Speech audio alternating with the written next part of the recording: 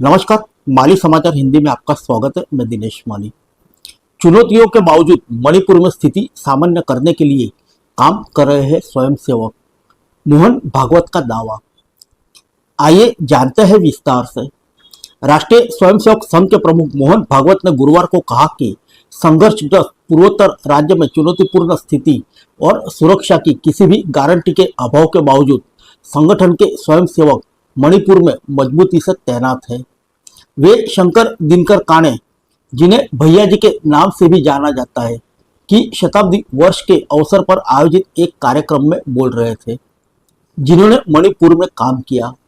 1971 तक बच्चों की शिक्षा पर ध्यान केंद्रित किया, छात्रों को महाराष्ट्र लाए और उनके रहने की व्यवस्था की। मोहन भागवत ने कहा कि मणिपुर में मौजूदा स्थिति कठिन है, सुरक्षा की कोई गारंटी नहीं है। स्थानीय लोग अपनी सुरक्षा को लेकर सशंकित हैं। जो लोग वहां व्यवसाय या सामाजिक कार्य के लिए गए हैं, उनके लिए स्थिति और भी चुनौतीपूर्ण है। लेकिन ऐसी परिस्थितियों में भी संघ के स्वयंसेवक मजबूती से तैनात है। दोनों गुट की सेवा कर रहे हैं और स्थिति को शांत करने की कोशिश कर रहे हैं। आरएसएस प्रमुख ने कहा कि एनजीओ सब कुछ नहीं संभाल सकते, लेकिन संघ अपनी ओर से हर संभव प्रयास कर रहा है। वे संघर्ष में शामिल सभी पक्षों से बातचीत कर रहे हैं। नतीजतन उन्होंने लोगों का विश्वास हासिल किया है। इस विश्वास के पीछे का कारण यह है कि स्थानीय लोगों ने वर्षों से इनके जैसे लोगों के काम देखा है।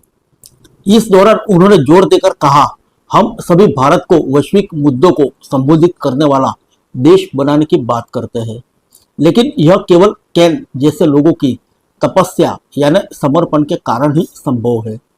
मणिपुर जैसे राज्य में आज हम जो अशांति देख रहे हैं, वह कुछ लोगों का काम है जो प्रगति के मार्ग में बाधा उत्पन्न करना चाहते हैं, लेकिन उनकी योजना सफल नहीं होगी।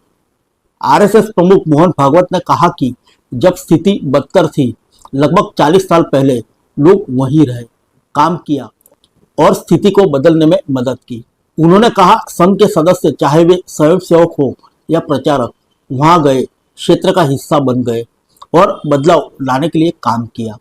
मोहन भागवत ने कहा कि भारत के जिस सपने का सपना देखा है, उसे हासिल करने में 2 और पीढ़ियां लगेगी।